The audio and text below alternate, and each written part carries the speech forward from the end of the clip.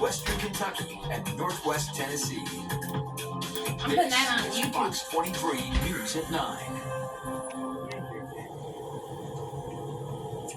Breaking news tonight, at least 2 dead after a house explosion in Poplar Bluff, those being siblings. Good evening and thanks for joining us. I'm Holly Brantley. The house left decimated after the explosion took place just before 9 o'clock this morning in Poplar Bluff. Fox 23 reporter Brandon Beard talked to neighbors about what they saw.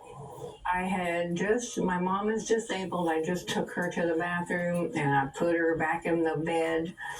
And I went around the bed, and when I did, there was like an earth-shattering kaboom. That's Sherry Whitmer. She lives next door to the scene of a house explosion in Poplar Bluff. It happened on County Road 605. She witnessed the moment her beloved neighbor's house went up in smoke. I felt it in my ears, like lots of pressure all at once. And I automatically assumed it was some kind of industrial accident. But I come through the house to look and see, and I could see smoke through my windows here from the neighbor. And I ran out here and I screamed out his name because, I'm like, if he's out there, I can relax a little, but I never heard anything. Whitmer tells us she tried to call 911, but her screen flashed bright red. The house was everywhere.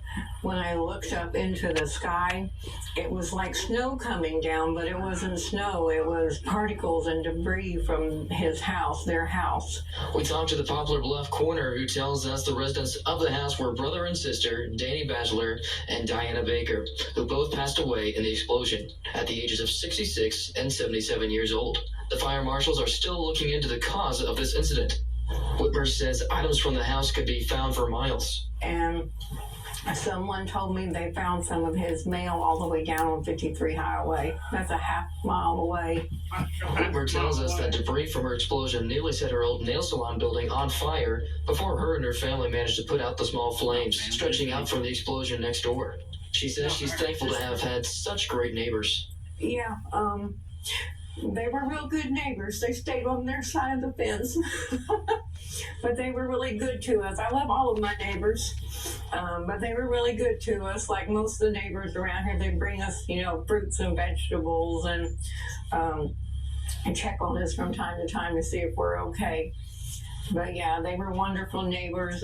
Whitmer says the explosion caused minor damages to her house, but nothing compared to the loss next door. There's like a shelf fell down in there, broke some whatnots, and then there was insulation that was blown through the hole that you use to get up into your attic. Well, there's insulation coming out of there, and it went all over the washing machine. We've got pictures down all over the place.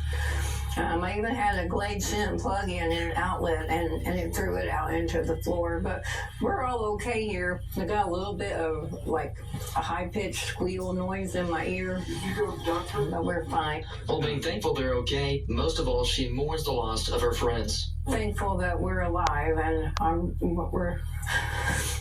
truly going to miss my neighbors. In Poplar Bluff, Brandon Beard, Fox 23 News.